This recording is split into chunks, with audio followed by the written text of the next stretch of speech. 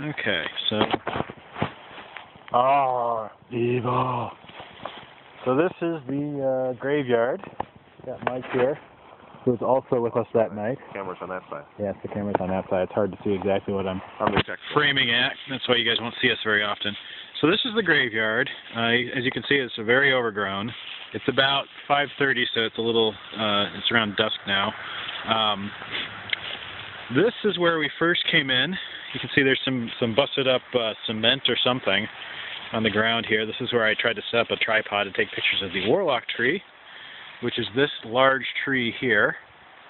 Big old tree, definitely the biggest tree around here. You can see it's just basically your typical Michigan woods, except for that there's some, cement and stuff on the ground. So now we're going to walk over towards the quote-unquote obelisk, if I can find it. There it is. Well, first of all, let's just go over to the warlock tree since it's nearby here. So this is the warlock tree. This is the supposedly where the warlock was buried, quote-unquote. In there, somewhere, is where the stone used to be. It doesn't seem to be there anymore. You can see it's just a big old tree.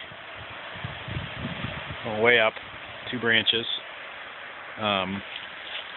We found some interesting along the side here. It looks like there's almost like scorched or something, but I think it might be some kind of fungus or something. As you can see the stain, if you go all the way up, it comes down from up there somewhere. And the thorns are cold. Oh yeah, there's thorns growing out of it. Don't know what kind of tree it is. I don't know anything about that kind of stuff. But I'm sure someone out there does. We're actually right near the edge. You can see the fence there. We're hoping the cops aren't going to be called on us here, because I think technically this is trespassing. So we're walking back now to the obelisk, which is the only intact, more or less, gravestone. By the way, it's interesting. You can see that there's paths here. We're not the only people who have been here. Here it is, from the pictures. Nancy Lyon. I can't really read it. It's very old. I believe this is probably where it was standing. Somehow it ended up over here over the years. And that's pretty much it. I'll just do a quick 360 here. So what do you think? The EVPs were in one of these 2 areas, right? Yeah, I seem to...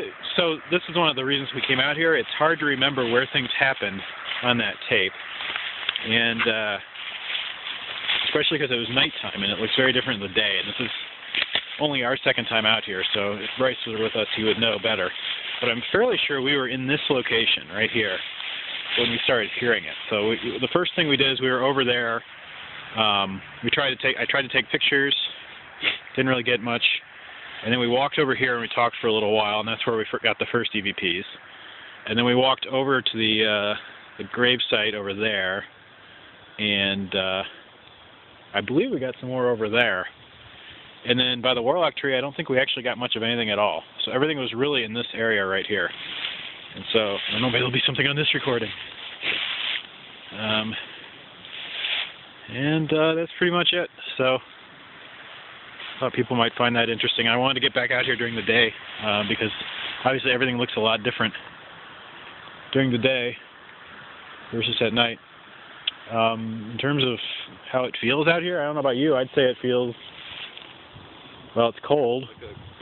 And I feel like I'm just in the woods. I don't feel anything different, which is exactly how I felt last time. So maybe I'm just not psychic enough. I don't know.